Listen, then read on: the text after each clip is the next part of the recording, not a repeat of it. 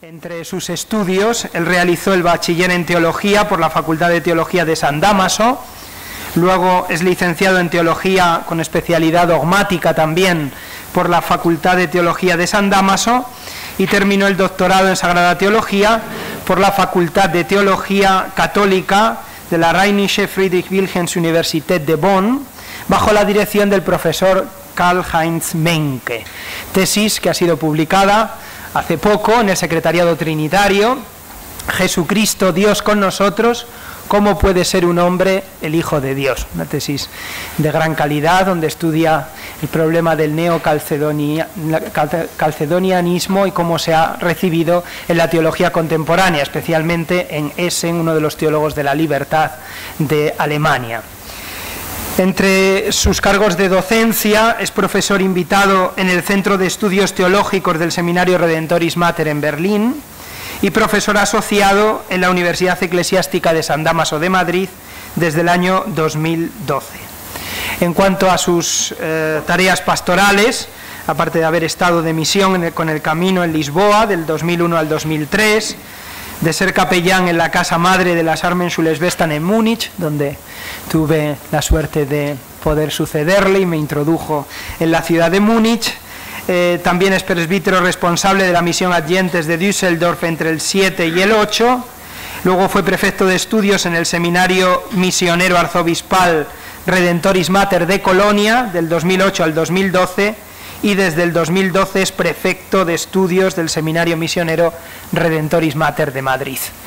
Bueno, pues con todo este currículum que lo avala, con esta obra expresamente de Cristología, nos sirve para introducirnos en el tema del que él va a hablar hoy en el contexto de nuestro curso, que él ha titulado La humanidad de Cristo como fundamento teológico de la sacramentalidad. Ese tema que la teología contemporánea ha puesto tan de relieve como Cristo es el Ua Sakrament, por decirlo en alemán, el sacramento fundante, no solo el que origen de los sacramentos, sino también su fundamento. Pues nos disponemos a escucharle y le agradecemos su disponibilidad.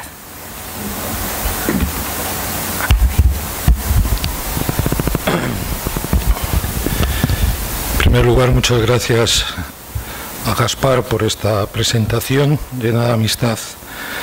Y también quiero agradecer en primer lugar al director don Manuel Arostegui por la oportunidad que me ha brindado de poder participar en este curso de verano del Escorial y que tiene sin duda un objetivo y un tema tan actual e importante como es la cuestión teológica de la corporalidad y sacramentalidad. El cardenal Angelo Scola, en su reciente obra sobre la formación sacerdotal y que lleva por título Atraídos por Cristo, sostiene que, y cito, la ratio sacramentalis ilumina la naturaleza profunda de la relación del hombre con la realidad porque llama al cristiano a vivir cada relación y circunstancia según dicha lógica. Fin de la cita. Mi conferencia puede ser considerada en sustancia como un intento de explicación del cristocentrismo en el que esta afirmación tiene que ser entendida para poder comprender rectamente a qué nos estamos refiriendo cuando hablamos de la ratio sacramentalis como el verdadero modo de relacionarse del hombre con la realidad y por tanto también con Dios. Para ello expondré en primer lugar el significado distintivamente católico del concepto teológico de sacramentalidad, como buen discípulo del profesor Menke, para engarzarlo posteriormente con la humanidad de Cristo como fundamento teológico de dicha sacramentalidad. Por tanto, tendrá una primera parte de aclaración conceptual y una segunda parte como este concepto solo se puede entender desde Cristo. Podemos afirmar ya desde el principio la siguiente tesis en proporción directa, que donde la humanidad de Cristo pierde su valor salvífico, desaparece la posibilidad de comprender el designio salvífico de Dios en clave sacramental y de representación vicaria. Por otra parte, es necesario subrayar igualmente que la fe católica, desde sus orígenes, Es la fe que ha afirmado contra los gnósticos, marcionitas, monofisitas y nestorianos, entre muchos otros, la capacidad de la carne humana de ser portadora o receptora de Dios en favor de la integridad del misterio de la encarnación. Esta dimensión encarnatoria sacramental de la fe puede constituirse ciertamente en un lugar de encuentro para la discusión crítica con las nuevas cosmovisiones materialistas y vitalistas de nuestro tiempo. Ahora bien, sin ignorar ingenuamente en el diálogo que han sido justamente estas nuevas cosmovisiones reduccionistas las que han contribuido a la crisis actual de la esencia sacramental de lo cristiano, como bellamente ha expuesto Joseph Ratzinger en su artículo La fundamentación sacramental de la existencia humana, de la existencia cristiana, o en su artículo sobre el concepto de sacramento, y también ayer el profesor don Manuel Aróstegui. Punto 1. Para seguir un poco el esquema de la ponencia, les he dejado un índice para que no solo no me pierda yo, sino tampoco los que me escuchan. Punto 1. ¿Qué se entiende teológicamente cuando hablamos de sacramentalidad? Al hablar de la sacramentalidad estamos haciendo referencia a la cuestión teológica de la mediación de la salvación a través de la creación, es decir, al carácter esencialmente simbólico de la creación como presupuesto natural de toda sacramentalidad.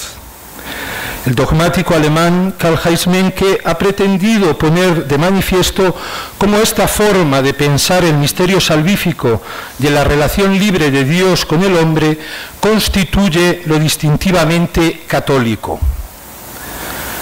Al respecto es interesante la distinción que el teólogo de Bonn hace entre sacramentalidad, sacramentalismo y antisacramentalidad. Cito: el sacramentalismo es, en todas sus manifestaciones y formas, la identificación, subrayo identificación, de la Iglesia visible con la invisible, de la infalibilidad del Papa con la infalibilidad de Cristo, del actuar de Cristo con el actuar de los sacerdotes, de la liturgia con el acontecimiento de Jesucristo. Identificación.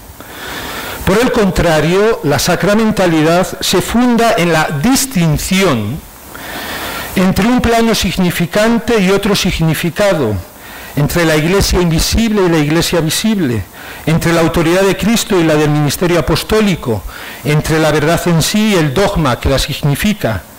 Con todo, continúa el profesor Menke, el plano significante es más que un símbolo acordado entre los hombres, pues donde se da un sacramento, el plano significante, aun distinguiéndose del plano significable, es inseparable de él. Fin de la cita. Por otra parte, la antisacramentalidad propia de la Reforma y del pensamiento protestante desde sus orígenes sería la negación de cualquier tipo de posibilidad de vincular el actuar divino con el actuar humano en la realización del designio salvífico de Dios. En este sentido, los sacramentos, lejos de poder ser considerados como signos visibles e eficaces de la gracia invisible, se reducen a recuerdos de la acción única de Dios, en el pecador, es decir, de su justificación por la sola gracia. Lo distintivamente católico, representación vicaria y sacramentalidad. En estos últimos 50 años han ido tomando cada vez mayor relevancia en la teología católica los conceptos de representación vicaria y sacramentalidad. En ambos encontramos un factor común y que es el origen de su mutua relación intrínseca, el valor positivo de la alteridad en cuanto verdadera alteridad ontológica en el cumplimiento teándrico del misterio del designio del Padre, y que no es otro, sino su voluntad divina de que todos los hombres se salven y lleguen al conocimiento de la verdad, como afirma Pablo en 1 Timoteo 2:4, salvación y verdad, que consiste en que te conozcan a ti, el único Dios verdadero, y al que tú has enviado, Jesucristo, como encontramos en la oración sacerdotal que Jesús eleva al Padre en el Evangelio de San Juan en el momento inminente del cumplimiento de su hora. Juan 17:3. De este modo, la salvación del hombre es conocer, mirar, tocar y dejarse amar por el Padre, siendo incorporados por el Espíritu en la persona y misión de Cristo, como pone de manifiesto bellamente Joseph Ratzinger en su propuesta de Cristología espiritual. Mientras que el tema de la representación vicaria tiene su origen en la cuestión soteriológica de la muerte salvífica y expiatoria de Cristo, es decir, como respuesta a la pregunta ¿qué es lo que Cristo ha hecho por todos nosotros?, la cuestión de la sacramentalidad, a raíz fundamentalmente de la renovación teológica propuesta por el Concilio Vaticano II, tiene que ver con la incorporación de la Iglesia a la misión de Cristo. Ya al comienzo de la Constitución dogmática Lumen Gentium encontramos la afirmación sobre la Iglesia como sacramento universal de salvación. La Iglesia es en Cristo como un sacramento, veluti sacramentum, o signo e instrumento de la unión íntima con Dios y de la unidad de todo el género humano. Lumen Gentium 1. Por ello, si con el concepto de representación vicaria estamos afirmando que Jesucristo nos ha salvado, es decir, que nos ha salvado humanamente, poniéndose humanamente en el lugar de nuestra libertad encarnada, sin sustituirla, sino para liberarla de la condena del pecado y de la muerte y llevarla así a su máxima realización, hago hincapié en lo de sustituirla, porque en la teología contemporánea a veces se utiliza el concepto de representación vicaria y de sustitución vicaria como sinónimos, y son dos conceptos distintos en su origen, porque en el alemán una cosa es Stellvertretung, que es la representación vicaria, otra cosa es Ersatz, que es sustitución en sentido fuerte. Aquí estamos hablando de representación vicaria como alguien que se pone en el lugar del otro como símbolo de lo otro. Pues bien, si la representación vicaria es justamente esto, que Jesucristo se ha puesto, Dios, el Hijo de Dios, se ha puesto en el lugar del hombre, en el lugar de la libertad humana del hombre, para liberarla, con el concepto de sacramentalidad, estamos manteniendo que la Iglesia, por voluntad del Padre, ha sido incorporada a la misión salvífica y universal y única del Hijo, por tanto, sin sustituirlo, por la acción del Espíritu Santo en ella. Ambas tienen su fundamento en la realidad ontológica de Dios y del hombre, que se nos ha dado a conocer gratuitamente en Cristo. Pues que el hombre sea capax Dei es porque Dios es capax homini. Y en él se basa la tradición milenaria de la doctrina del admirable Commercium, que encontramos una bella formulación en San Ireneo, quien por su inmenso amor se hizo lo que nosotros somos, a fin de hacernos ser lo que Él es. Fin de la cita.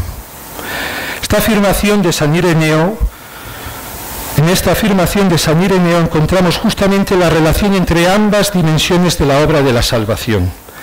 Dios asume libremente al hombre, representación vicaria, para que el hombre, por pura gracia e iniciativa de Dios, pueda llegar libremente a gozar escatológicamente de su vocación primigenia, la comunión de vida con Dios, a ser hijos en el Hijo, como encontramos en Romanos 8:15 y siguiente, Gálatas 4:4 o Efesios 1:5.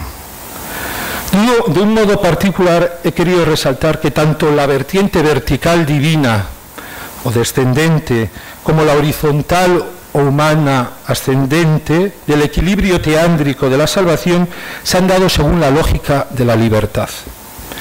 Joseph Ratzinger explica en su gran obra Introducción al Cristianismo el fundamento ontológico de esta realidad. Cito: queda pues claro que la idea de libertad es un rasgo peculiar de la fe cristiana en Dios que la distingue de toda clase de monismo. En el principio de todas las cosas existe una conciencia, pero no una conciencia cualquiera, sino la libertad que a su vez genera libertades. Por eso sería bastante acertado definir la fe cristiana como filosofía de la libertad. Según la fe cristiana, ni la conciencia comprensiva ni la pura materia explican todo lo real. En la cima de todo hay una libertad que piensa y que al pensar crea libertades. Una libertad que convierte a la libertad en la configuración estructural de todo ser. Fin de la cita de Joseph Ratzinger, no de Duns Scott o Guillermo de Ockham. Esta afirmación le permitirá más tarde al profesor alemán, justamente en el marco de un curso de verano en el Escorial de 1989, explicar el primado del logos en la creación como un primado de conciencia, libertad y amor, por lo que, y cito literalmente, lo supremo del mundo no es la necesidad cósmica, sino la libertad. En este sentido, Ratzinger considera el ansia de libertad del hombre como, y cito, la voz de la imagen y semejanza de Dios en nosotros. Es el anhelo de sentarse a la derecha de Dios, de ser como Dios. Fin de la cita. Siendo por ello, según el entonces prefecto de la Congregación para la Doctrina de la Fe, la libertad, el elemento donde el hombre se encuentra en su lugar. La tesis de la proporcionalidad directa, la revelación de Dios en lo distinto de sí, como acontecimiento personal. Antes de seguir adelante, es necesario que hagamos una aclaración conceptual. Tanto en Ratzinger como en nosotros, al hablar de libertad, no estamos hablando de simple voluntad natural, de la capacidad que tiene la naturaleza para seguir al bien. Pues mientras que la voluntad pertenece al ámbito de la naturaleza, la libertad en el pensamiento moderno se sitúa en el ámbito de lo personal. De este modo, al pensar la libertad como configuración estructural de todo el ser, se está afirmando que la estructura del ser es personal. Por ello, la filosofía personalista afirma, por ejemplo, que la libertad es sobre todo y fundamentalmente autodeterminación, y más precisamente autodeterminación a través de las acciones. La libertad es la capacidad que tiene la persona de disponer de sí y de decidir su destino a través de sus acciones. Este es el núcleo de la libertad, su estructura esencial. Así lo afirma Manuel Burgos en su Antropología breve. De este modo, la persona se presenta como un ser libre encarnado, es decir, un ser en el mundo y frente al mundo, por tanto en relación, el cual a través de sus acciones concretas va dando un contenido a su libertad que crea la narratividad de su historia y escribe su biografía. Ahora bien, la autodeterminación de la libertad debe ser pensada en plural, pues como afirma el filósofo alemán Krings, no existe libertad en singular. La misma lógica trascendental de la libertad implica que la libertad tan solo se puede realizar poniendo la alteridad del otro incondicionalmente como su propio contenido, sabiéndose a la vez esa libertad como don y que su realización está fuera de sí. Por tanto, que la libertad humana no tiene su origen en sí misma y tampoco su plenitud. Es una libertad que habla de otro tanto en su origen como en su fin. Además, esta historia de libertades se da mediada por un cuerpo. Por eso, como hemos explicado ya en otra ocasión, la libertad existe en el mundo esencialmente unida a un cuerpo material y físico, a un cuerpo, ofreciéndole a la libertad un lugar, es decir, un puesto espacio-temporal como entidad de este mundo. Sin embargo, se debe determinar este cuerpo biológico además como cuerpo personal, de ahí la distinción entre Körper y Leib en alemán, y por tanto como verdadero símbolo o sacramento de la libertad. Así el cuerpo queda incorporado activamente al proceso de la constitución de la identidad personal, al comprenderlo como medium, a través del cual la persona se media y se expresa a sí misma. Por ello, el cuerpo no puede ser reducido a un mero instrumento, aquí hago la diferencia entre medium y instrumento, un mero instrumento biológico, Kerpa, del que se vale o usa pasivamente la libertad personal para poner su propia identidad, sino que esta identidad está personalmente mediada a través del cuerpo Leib, que posibilita tanto la comunicación con la totalidad como su estar implicado y su estar en deuda con el mundo, la historia y Dios, el cuerpo. En definitiva, nos encontramos ante una historia de libertades encarnadas. Esta historia tiene su fundamento, como hemos dicho anteriormente, en la propia creación, es decir, en que en la cima de todo hay una libertad que piensa y que al pensar crea libertades, una libertad que convierte a la libertad en la configuración estructural de todo ser. Por ello, esta creación de libertades puede ser considerada como manifestación y, por tanto, símbolo real o sacramento de la libertad creadora, pudiéndose pensar la creación como sacramento natural de Dios en cuanto a creación libre y, por tanto, como alteridad ontológica distinta de Dios. Es importante que nos demos cuenta que cuando desaparece en la teología el concepto de creación, aunque sea teólogo, aunque sea católico el teólogo, cae inexorablemente en formas distintas de panteísmo, como podemos ver, por ejemplo, ahora en la teología de la creación de Klaus Müller.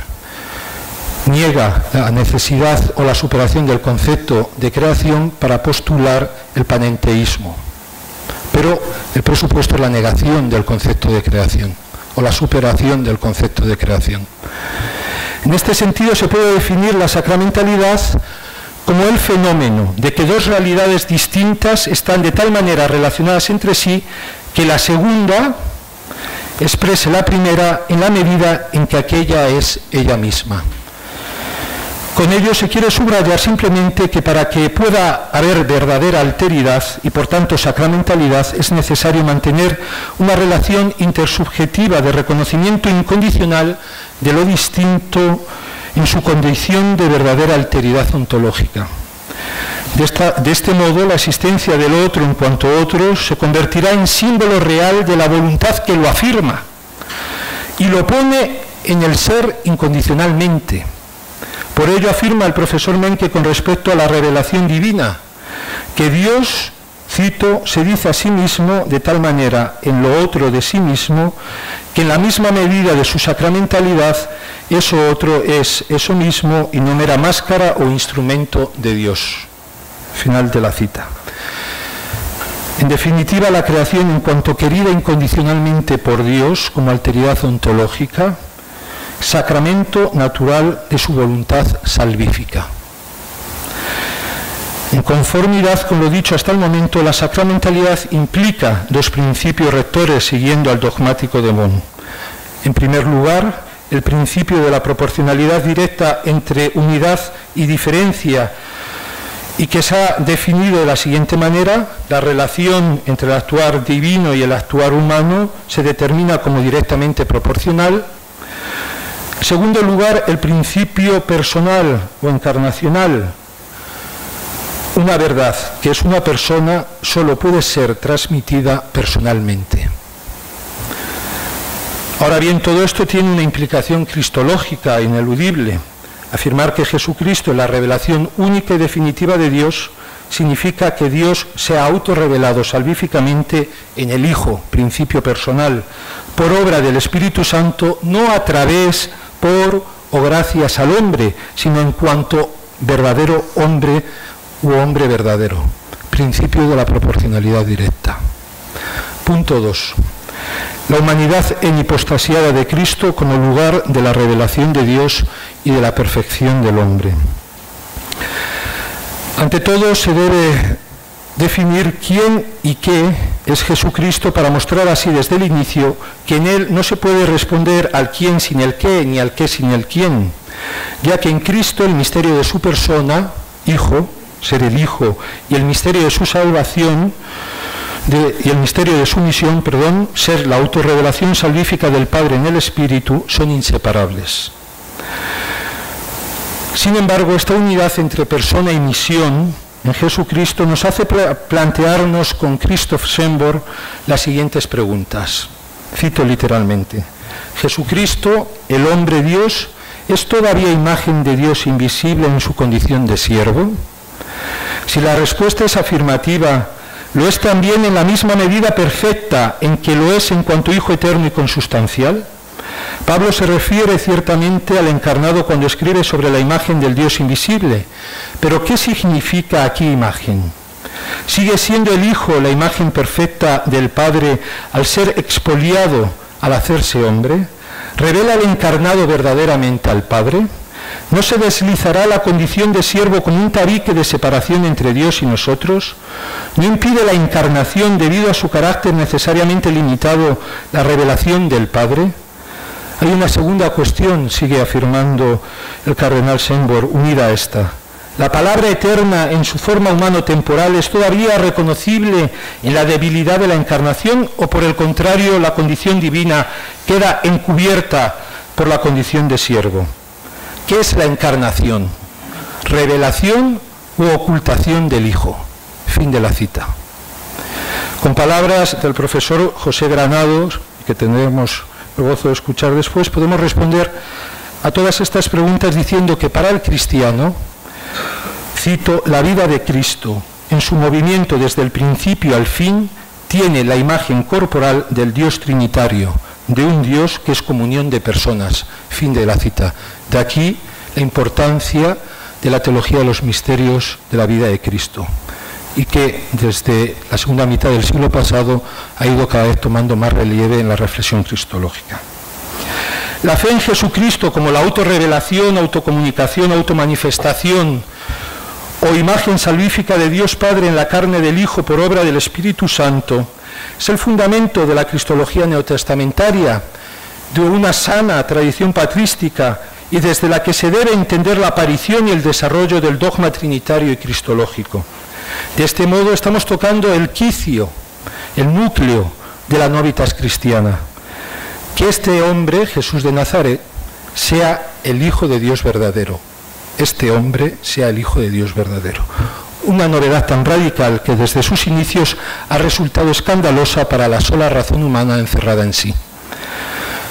Basta ver la disputa de Orígenes contra Celso. Nos sorprendemos de Lessing, pero quien lee la disputa de Orígenes contra Celso, vemos que Celso ya había dicho lo mismo que Lessing unos cuantos años antes, sobre la posibilidad y el escándalo de afirmar que algo concreto, que un hombre concreto, sea la revelación definitiva de Dios.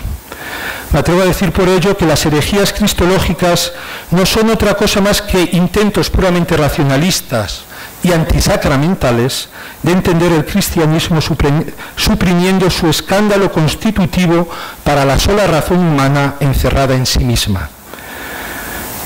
Es decir, que el cuerpo de Cristo como lugar salvífico de la revelación definitiva de Dios y plenitud escatológica del hombre, que sea ese cuerpo el lugar salvífico de la revelación definitiva de Dios y plenitud escatológica del hombre. Por ello, el misterio de la persona de Cristo solo les es accesible a los pequeños y sencillos, es decir, a los pobres de espíritu, a los anahuín del Antiguo Testamento, caracterizados por una razón humilde.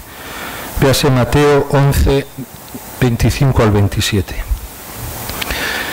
La creación en Cristo en el Nuevo Testamento. Ciertamente esto es una mera aproximación. Tuvimos ayer la suerte de poder escuchar también al profesor Andrés al respecto. El testimonio neotestamentario es unánime al presentar a Cristo como el principio y fin de la creación, es decir, del tiempo y del espacio, estableciéndose así una relación intrínseca entre creación y salvación redentora por medio de Cristo. Por ello puede afirmar San Pablo en su carta a los Gálatas: al llegar la plenitud de los tiempos, envió Dios a su Hijo, nacido de mujer, nacido bajo la ley, para rescatar a los que se hallaban bajo la ley y para que recibiéramos la condición de hijos. En este texto paulino encontramos una bella síntesis cristológica. En primer lugar, se pone en relación el envío del Hijo, es decir, la encarnación, con la voluntad salvífica del Padre. De este modo, la existencia humana del Hijo aparece como un don del Padre, es decir, como misión. En segundo lugar, se relaciona el momento escatológico del final y plenitud de los tiempos con la misión del Hijo, presentando así Pablo la misión del Hijo como el fin y el sentido último de la historia. En tercer lugar, se añade nacido de mujer, nacido bajo la ley, para explicar cómo el Hijo lleva a cabo su misión no desde fuera, sino desde dentro de la misma historia humana. Por último, se nos expone el doble contenido de la misión filial, la redención, rescatar a los que se hallaban bajo la ley, y la salvación, para que recibiéramos la condición de hijos. Ahora bien, Cristo es la plenitud de los tiempos en el Nuevo Testamento, es el cumplimiento de la promesa, porque lo que está al final, escatología, está en el designio de Dios también al principio, protología. Dicho de otro modo, la encarnación es posible porque cuando el Logos se hace carne, Juan 1,14, toma lo que es suyo, al haber sido creado por medio de él. Así encontramos claramente en diversos lugares del Nuevo Testamento la idea de la creación en Cristo. En Juan 1, 3 y 10, en 1 Corintios 8, 6, en Colosenses 1, 15 al 20, Efesios 1, 3 al 23, o la primera carta de San Juan 1, del 1 al 3.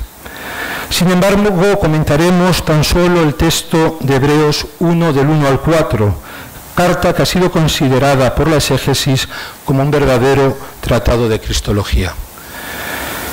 Muchas veces y de muchas maneras habló Dios en el pasado a nuestros padres por medio de los profetas.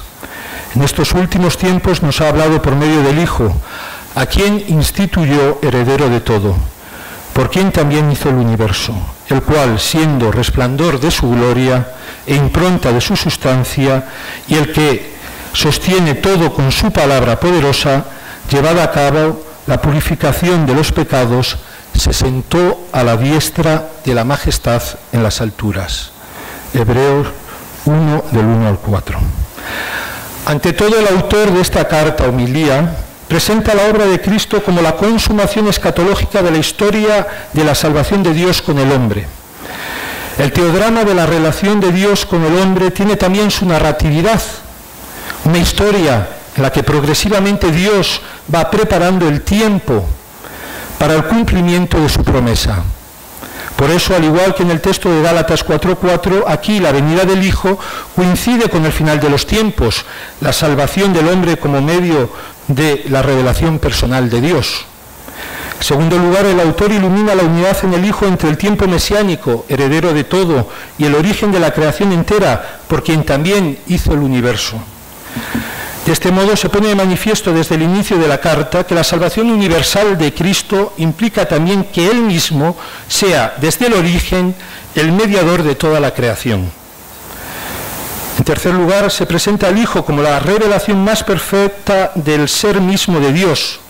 Y por último se aclara que es en el Hijo en el que se mantiene la existencia de lo creado y se ha dado la salvación redentora del hombre. Ahora bien, a pesar de que en el texto el autor no lo diga explícitamente, el Hijo, en el que se ha dado la revelación personal y definitiva de Dios Padre, por quien el mundo ha sido hecho, subsiste y llega a su plenitud y a la redención de su pecado, no es el Hijo en su gloria eterna, sino el Hijo de Dios hecho hombre. Por ello, inmediatamente a continuación, en Hebreos capítulo 1, versículo 5 a capítulo 2, 19, explica más concretamente el autor que Cristo es el mediador entre Dios y los hombres por ser realmente el Hijo de Dios y hermano de los hombres. Por último, de una gran belleza y profundidad es el texto donde la carta a los hebreos manifiesta que la mediación de Cristo se ha hecho en su carne y por tanto según la lógica del humano. Así afirma en Hebreos 10:10, en virtud de esa voluntad quedamos santificados, merced a la oblación de una vez para siempre del cuerpo de Jesucristo. De este modo encontramos también en el Nuevo Testamento los dos principios de la sacramentalidad y que constituyen, en definitiva, la lógica de la salvación. El principio personal, la revelación salvífica de Dios Padre en el Espíritu, salvado por medio de la persona del Hijo, como encontramos en Mateo 11, 27 y en multitud de textos del Evangelio de San Juan, y el principio de la proporcionalidad directa. Esta revelación salvífico personal se ha llevado a cabo humanamente. El texto de Filipenses 2, 6 al 11, sobre la kenosis. Pero podemos añadir ahora un principio más, el principio de la estructura filial del ser creado. La creación en Cristo nos ilumina que todo lo que es existe según la lógica de la filiación, siendo por ello la consumación de la creación la manifestación de los hijos de Dios. Romanos 8, 19. Cristo es el alfa y la omega, el primero y el último, el principio y el fin de la creación, según Apocalipsis 22, 13. La salvación en Cristo en la primera teología patrística de tradición asiática.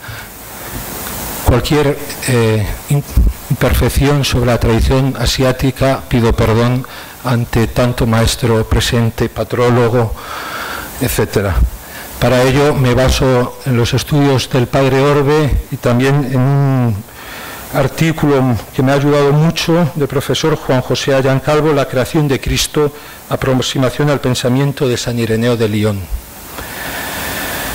Ciertamente, sin poder abordar aquí, por razones obvias de la brevedad del estudio, una presentación detallada de la primera cristología patrística sobre la carne de Cristo, nos centraremos brevemente en su máximo representante, San Ireneo de Lyon. La cristología de Ireneo es una constante defensa contra los gnósticos marcionitas del lugar de la creación y de la carne de Cristo, es decir, de la implicación activa de la humanidad de Cristo en el cumplimiento del designio del Padre. Por ello, su teología solo se puede entender correctamente si se toma en consideración su visión cristocéntrica de la creación, de la historia y del hombre como imagen y semejanza de Dios. Por eso afirma el profesor Ayán Calvo: el sentimiento de repugnancia hacia la creación material y la consiguiente sospecha, desafecto e incluso rechazo de Dios creador condujo a Ireneo de Lyon a reflexionar hondamente sobre la creación del cosmos y del cuerpo humano, viendo en ellos un don y una promesa de plenitud que sólo encuentran su razón de ser y cumplimiento en Jesucristo, el Hijo de Dios, el Hijo del Dios hecho carne. Fin de la cita. En primer lugar, San Ireneo afirma que la existencia del cosmos, del universo en su diversidad, obedece a una dispositio Dei. Dicho de otro modo, que todo lo que existe, tanto espiritual como material, está gobernada por una economía ligada a la sabiduría, justicia y bondad del Padre. Por ello, para el obispo de Lyon, la creación es una luminosa apertura de Dios, organizada, armoniosa, sinfónica y embellecida, como han puesto de manifiesto los especialistas en Ireneo. Por otra parte, frente a la doctrina gnóstica y marcionita, la creación ha sido creada de la nada, para que fuese, y no para la aniquilación.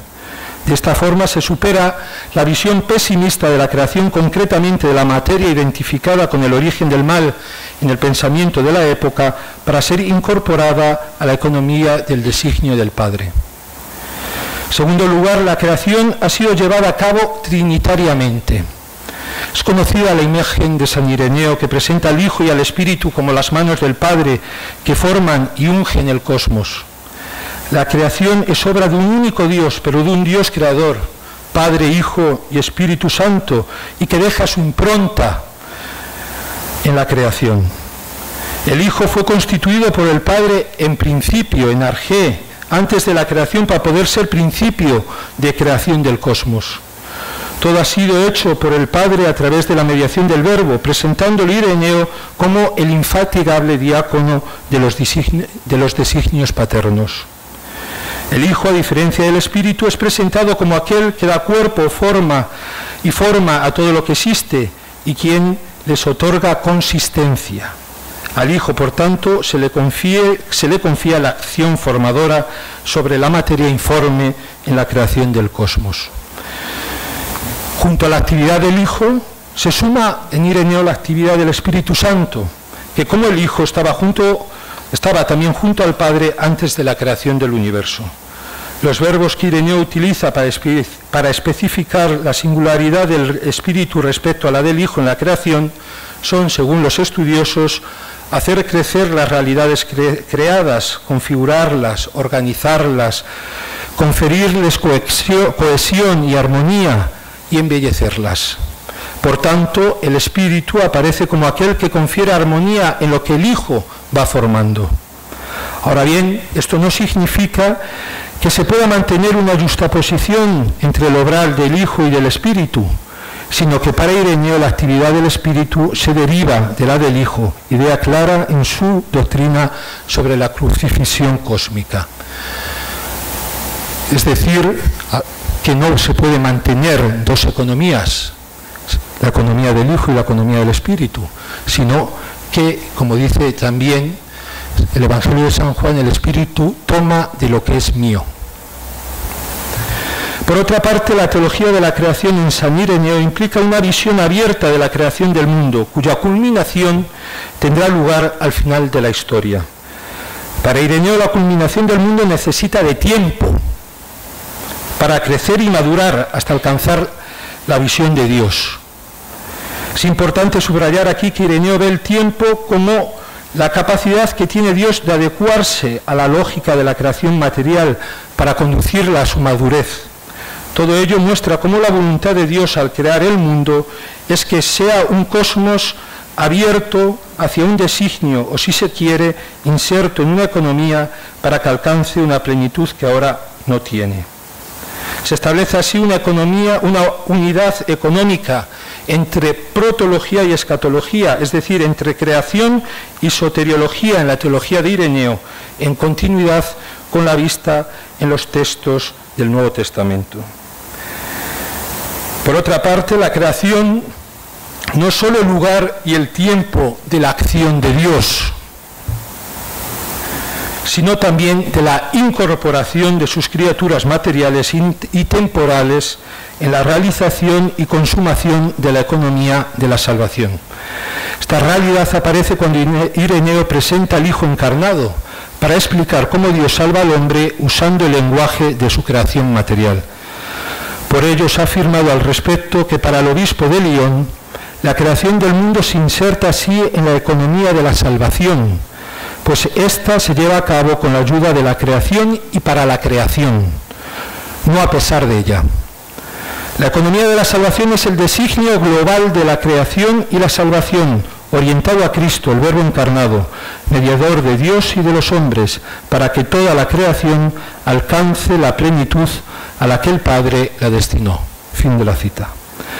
Por último, es necesario señalar cómo toda la creación ha sido hecha en orden a la aparición del hombre, para que, madurando en libertad entre las realidades materiales y temporales, dé como fruto la inmortalidad y sea educado para vivir en obediencia eterna a su Creador. La creación se convierte así para Ireneo en el lugar donde se debe dar la relación teándrica, donde Dios quiere revelar y compartir con el hombre su gloria, a fin que el hombre pueda así madurar y alcanzar su plenitud. Por ello, afirma Ireneo, que no fue hecho el hombre para la creación, sino la creación para el hombre, de tal forma que la creación se piensa en él, en Ireneo, en servicio a la vocación del hombre.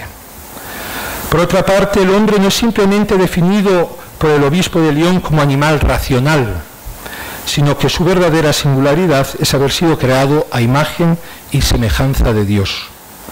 El hombre ha sido creado por el Padre del barro, de una tierra árida y virgen, de lo más humilde de la creación, del polvo, para convertirla en el interlocutor suyo, en un otro, dice el profesor Juan José Ayán, en el que desea poner su bien, su belleza, su bondad, su gloria, su vida. Al mezclar esta tierra en medida justa con su virtud, dando lugar al barro que deberán trabajar y modelar las manos de Dios. Por tanto, para Ireneo, el hombre en sus orígenes no es más que un poco de barro, un primer sustrato distinto para ser trabajado o mejor, ser modelado. Estas manos de Dios darán al barro, al modelarlo, la fisonomía de Dios, para que así el hombre fuera imagen de Dios aún en lo visible. Esta modelación sigue actuando con la aparición de cada hombre, en Adán desde el barro, en nosotros tomando la materia, se ha dicho, del campo visceral. Por tanto, para el obispo de Lyon, la existencia de cada hombre es fruto de la voluntad del Padre, modelado en el seno materno por sus manos. Esta creación del hombre por voluntad del Padre y modelado por sus manos es el fundamento en el obispo de Lyon de la doctrina de la creación del hombre a imagen y semejanza de Dios. Ahora bien, la creación del hombre a imagen de Dios se debe entender desde la relación que establece el autor asiático entre el hombre y la humanidad de Cristo. Ireneo afirma que es en la carne donde Dios depositó su imagen en el hombre. Con ello se está afirmando que el hombre desde sus inicios es imagen del futuro Verbo encarnado, es decir, que fue modelado en el horizonte escatológico del Hijo encarnado. De nuevo, protología y soteriología aparecen desde el comienzo de la creación unidas, y se subraya además cómo la encarnación no es solo revelación de Dios, sino también del hombre al hombre, como afirmará mucho más tarde Gaudium et Spes 22 y que abordaremos posteriormente. Por otra parte, esto nos ayuda a ver cómo la economía de la salvación es una, y que toda la encarnación o la resurrección de la carne no son fruto de una segunda economía de la salvación añadida a la primera y fruto del pecado, sino que son parte originaria del único designio salvífico del Padre al crear el mundo y el hombre. La encarnación del Hijo revela en su carne al hombre la perfección a la que Dios lo llama, la perfección de la carne divinizada del Hijo en su glorificación. La imagen del hombre es una imagen viva, por eso llamada a recorrer un camino, la semejanza de Dios, que fundamentalmente es obra del Espíritu, como Ireneo pone también de manifiesto en su Cristología, al presentar la acción del Espíritu en la carne del Hijo. De ahí que se haya afirmado que para Ireneo la imagen es algo dado al nacer, la semejanza es vocación a desarrollar a lo largo de la existencia. La imagen inicial impresa por el Hijo, mano de Dios, llevada a plenitud, a perfección por el Espíritu Santo, mano de Dios. En Cristo se nos ha revelado el hombre perfecto, dotado de espíritu, alma y cuerpo, constituyendo el alma como una especie de medianera, se ha dicho, entre el espíritu y la carne, recibiendo el espíritu en bien del cuerpo plasmado a imagen de Dios.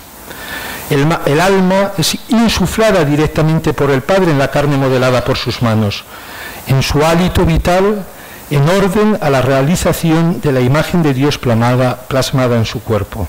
De este modo afirma Ireneo, dio aquel plasma su propia fisonomía, de modo que el hombre, aún en lo visible, fuera imagen de Dios. Porque el hombre fue puesto en la tierra modelado a imagen de Dios, y a fin de que pudiera vivir, sopló Dios sobre su rostro un hálito vital, de manera que tanto en el soplo como en la carne plasmada el hombre fuera semejante a Dios. La teología de Ireneo es un claro ejemplo del cristocentrismo, de la sacramentalidad de la Iglesia. La Iglesia, sacramento universal de salvación, a través de la obediencia y la acción del Espíritu, deja aparecer en la carne, cuerpo de los cristianos, a lo largo de su vida de fe, la vocación del hombre, la carne glorificada del Hijo. El cristiano se convierte así en testigo activo, y al decir activo quiero decir obediente, del designio de Dios y del destino intrínseco de la creación, la salvación. De Nicea al Concilio Vaticano II. No se preocupen que no se corresponde el periodo histórico al tiempo real. Sin podernos detener exhaustivamente en cada uno de ellos, queremos abordar ahora cómo esta fe en Cristo, que nos ha salvado en su carne para ser testigos visibles del designio salvífico del Padre, ha sido definida e iluminada por el Magisterio a lo largo de toda la historia. Para ello expondremos brevemente el contenido trinitario cristológico de los 6 primeros concilios ecuménicos, para concluir con la síntesis que al respecto hace el Concilio Vaticano II en la Constitución Pastoral Gaudium et Spes 22. Este breve recorrido por la cristología conciliar nos pondrá fundamentalmente de manifiesto cómo la Iglesia, desde sus inicios, ha ido respondiendo a los distintos intentos culturales de reducir la novitas cristiana a una mera idea de razón, para mantener íntegra así la esencia de la fe cristológica. El Hijo nos ha salvado humanamente en su carne por obra del Espíritu, para que el hombre pueda llegar definitivamente a su perfección, participar de la gloria de Dios. Por ello, la recta hermenéutica conciliar implicará también conocer a qué reducciones de la novitas cristiana responde cada concilio. De Nicea Calcedonia, Cristo, verdadero Dios y verdadero hombre.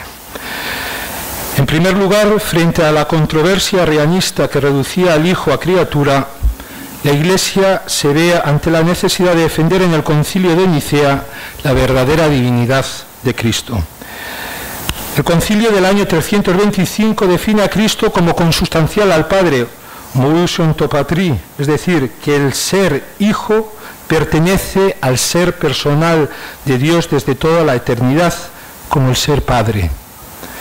De esta forma, el concilio del 325 es un concilio trinitario, cristológico, y muestra frente al arrianismo que para que Cristo pueda ser autorrevelación salvífica de Dios para el hombre, es necesario que Jesucristo sea Dios de Dios, Theon ex Theou.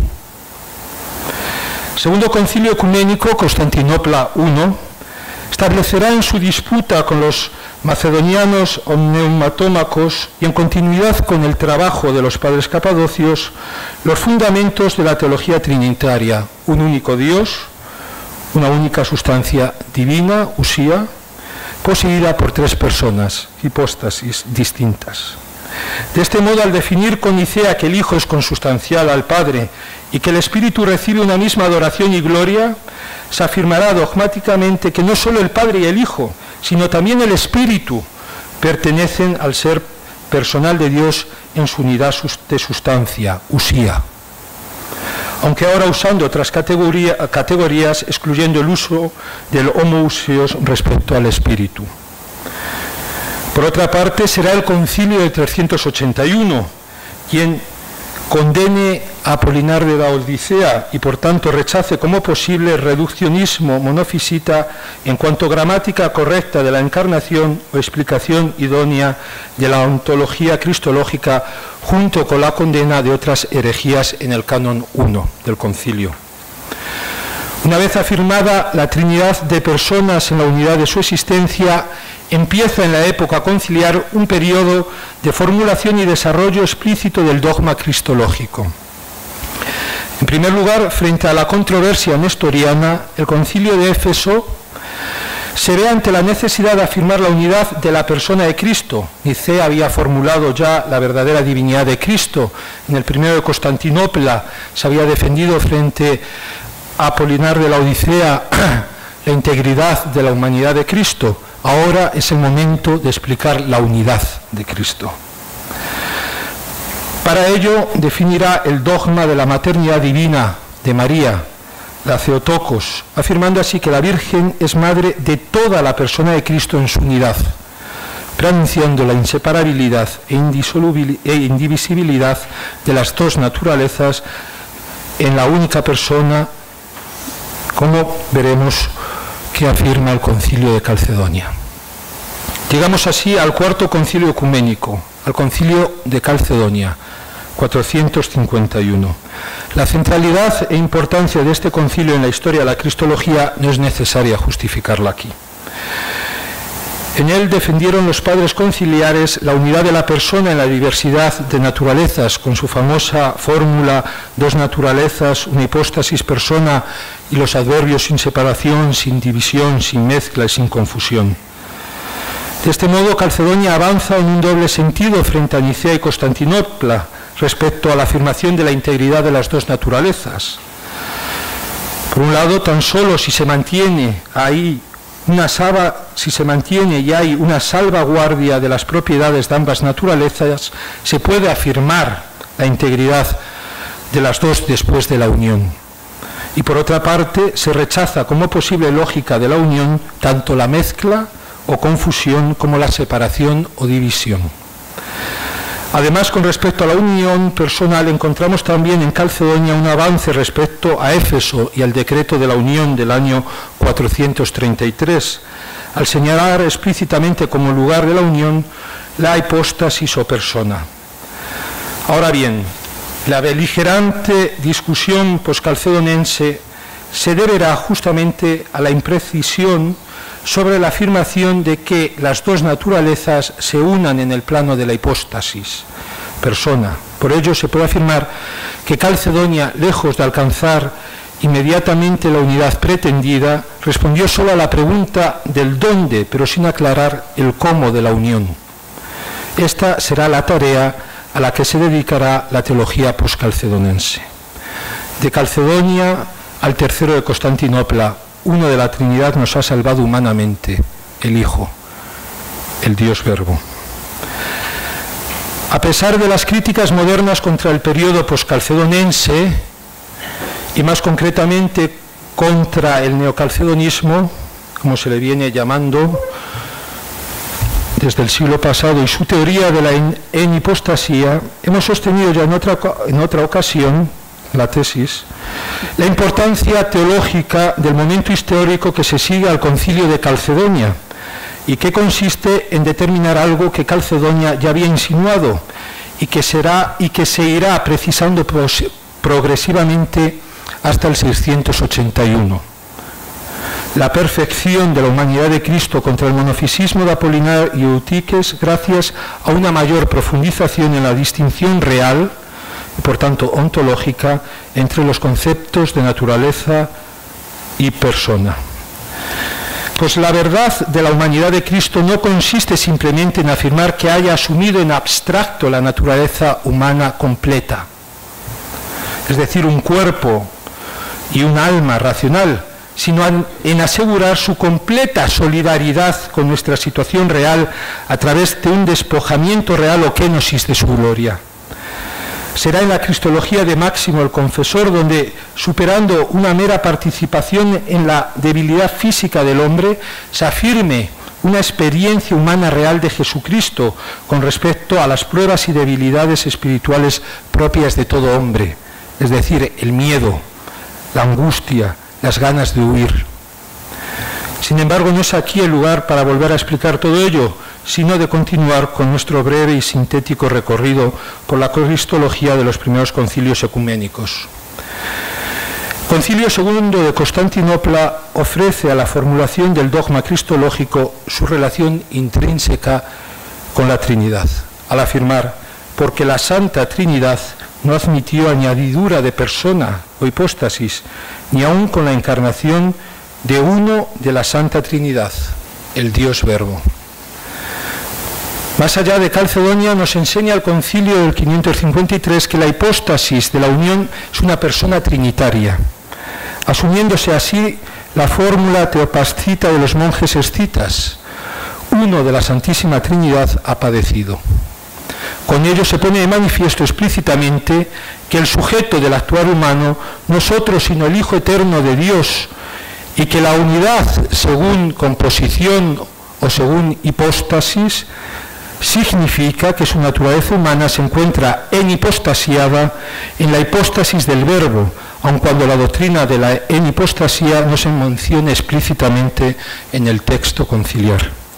Por otra parte, esta formulación tiene igualmente como trasfondo la idea neocalcedonense de Leoncio de Jerusalén, de que la unión hipostática no es resultado de la convergencia de las dos naturalezas, a diferencia de su homónimo Leoncio de Bizancio, sino que la precede o posibilita.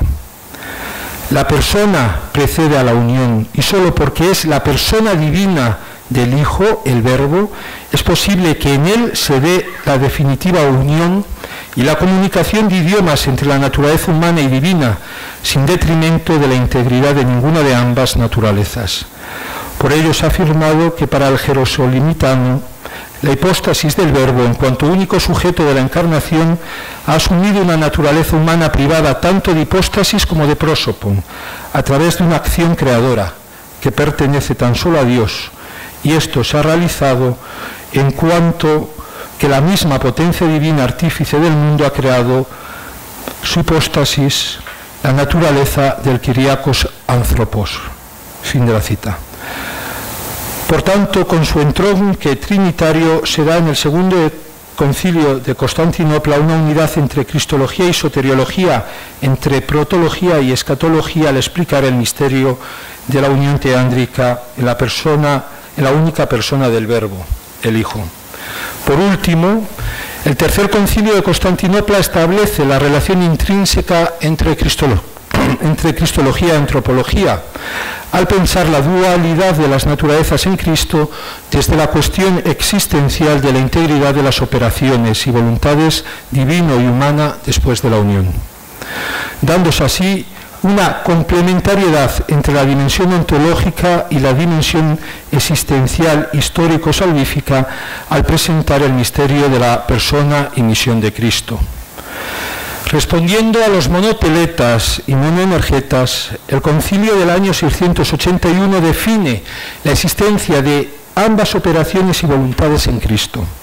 Para ello se vale del lenguaje de Calcedonia y aplica los adverbios que antes se habían utilizado para definir negativamente la unión de naturalezas en el plano, ahora en el plano de las voluntades y operaciones, sin confusión, sin mezcla, sin división y sin separación.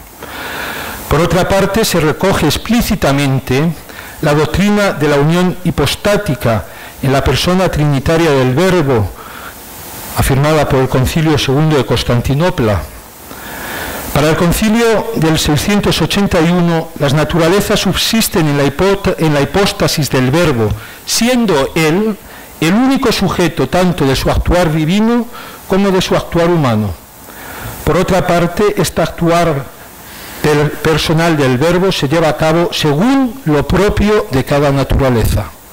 El concilio cita explícitamente el texto de Juan 6:38 para justificar con la Escritura cómo el sujeto es el Hijo, el Dios Verbo, que le da a su naturaleza humana y por tanto también a su voluntad natural el modo de decirse, sin que sea suprimida, sino permaneciendo en su propio término y razón.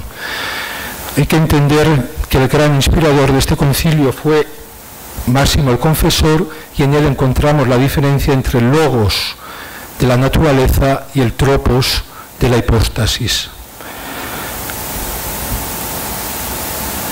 De este modo se ha afirmado que el sexto concilio ecuménico explica respecto a la humanidad de Cristo que la humanidad de Cristo no es un mero instrumento pasivo, sino que es un principio de actividad y como tal significativo para el ser de Cristo, que vive su concreta historia personal y para la salvación de los hombres, la cual es querida y realizada por Cristo en la total entrega de su vida.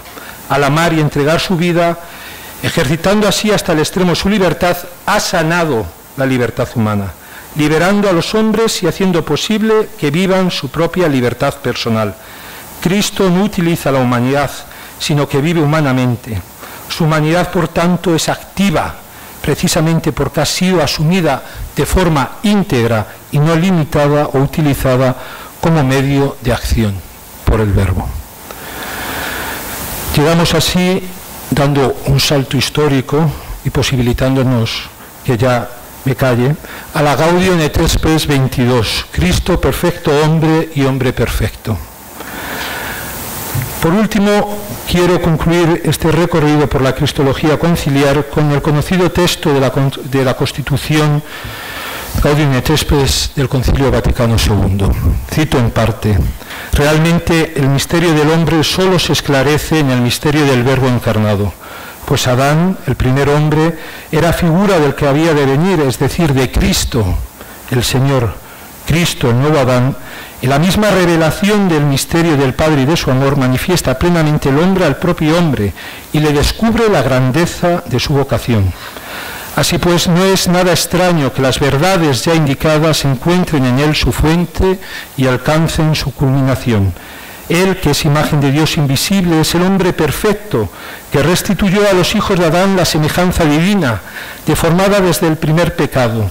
En él la naturaleza humana ha sido asumida, no absorbida. Por eso mismo, también en nosotros ha sido elevada a una dignidad sublime, pues él mismo, el Hijo de Dios, con su encarnación, se ha unido en cierto modo con todo hombre. Trabajó con manos de hombre, pensó con inteligencia de hombre, obró con voluntad de hombre, amó con corazón de hombre. Nacido de la Virgen María, se hizo verdaderamente uno en nosotros, en todo semejante a nosotros, excepto en el pecado. Cordero inocente, por su sangre libremente derramada, mereció para nosotros la vida, y en él Dios nos reconcilió consigo y entre nosotros, nos arrancó consigo y entre nosotros, y nos arrancó de la esclavitud del diablo y del pecado, de modo que cualquiera de nosotros pueda decir con el apóstol: el Hijo de Dios me amó y se entregó a sí mismo por mí. Padeciendo por nosotros, no solo nos dio ejemplo para que sigamos sus huellas, sino que también instauró el camino con cuyo seguimiento la vida y la muerte se santifican y adquiere un nuevo sentido. Fin de la cita. El concilio nos ofrece en este texto la intrínseca relación que existe entre el misterio de Dios y el misterio del hombre revelado en la persona de Cristo. De un modo cristocéntrico, el número 22 de la Gaudium et Spes emprende desde Cristo una teología como antropología, convirtiéndose así en un verdadero, dice Joseph Ratzinger en su comentario, indicador para la dirección del pensamiento teológico en nuestra situación cultural contemporánea. Cristo, el Adán escatológico, es presentado como paradigma del hombre, al ser la humanidad de Jesús, la humanidad del Hijo.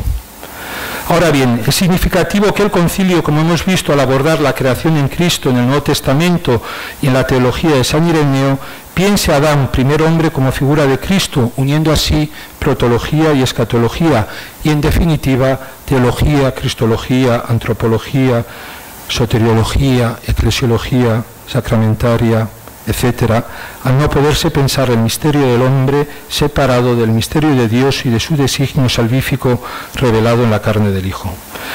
Por ello parece insinuarse en el texto que la plenitud del hombre consiste en el seguimiento y configuración con aquel que desde el principio es el modelo, a cuya imagen fue creado y pensado el hombre por Dios.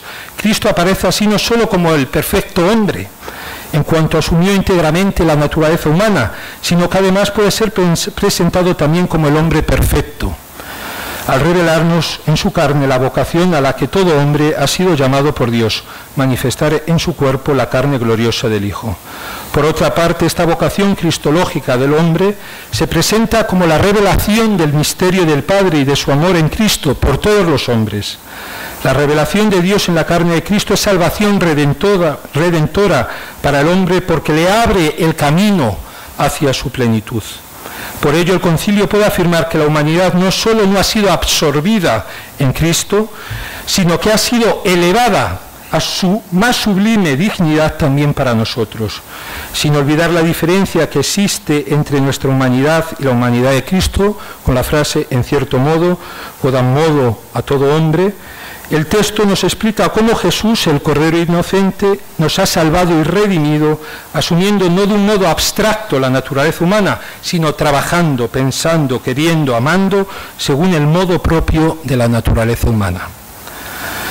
De este modo, su vida humana y toda su existencia en cuanto a representación vicaria, por su sangre libremente derramada, ha significado personalmente para cada hombre la liberación de la esclavitud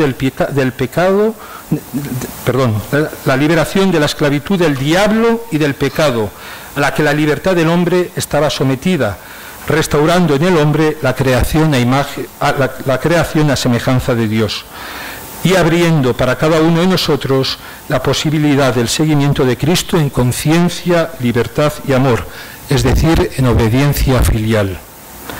La vida plena del hombre es seguir a Cristo, de tal modo que su vida y su muerte se santifican y adquieren así un sentido nuevo, que paradójicamente es el primero en el designio de Dios, ser hijos en el Hijo. En este seguimiento el hombre encuentra el contenido pleno y definitivo de su libertad, el amor incondicional de Dios que lo perfecciona y lo libera para que también él pueda ser símbolo real o sacramento del amor incondicional de Dios para su prójimo. De esta forma el hombre se convierte, al ser tocado por el amor de Dios, en el hombre nuevo que lleva en su cuerpo el morir de Cristo, 2 Corintios 4:10, y se manifiesta y se santifica en la narratividad de su historia al ser incorporado libremente por obra del Espíritu Santo al misterio de la muerte y resurrección del Señor en el cuerpo de Cristo, que es su Iglesia, a través del sacramento del bautismo y alimentándose con el pan de la Eucaristía. Por todo ello, la incorporación a la humanidad de Cristo es el fundamento teológico de la sacramentalidad de su Iglesia en general y del cristiano en particular, es decir, la ratio sacramentalis desde la que el hombre nuevo vive por pura gracia cada relación y circunstancia en su vida como oblación eucarística de amor a Dios y al prójimo. Por ello, cada día el cristiano puede dirigirse a la carne del Hijo suplicándole: alma de Cristo, santifícame; cuerpo de Cristo, sálvame; sangre de Cristo, embriágame; agua del costado de Cristo, lávame; pasión de Cristo, fortaléceme; oh buen Jesús, óyeme; dentro de tus llagas escóndeme; no permitas que me aparte de ti; del enemigo maligno defiéndeme; en la hora de tu muerte llámame; y mándame ir a ti, para que con tus santos te alabe por los siglos de los siglos. Amén. Muchas gracias por su atención.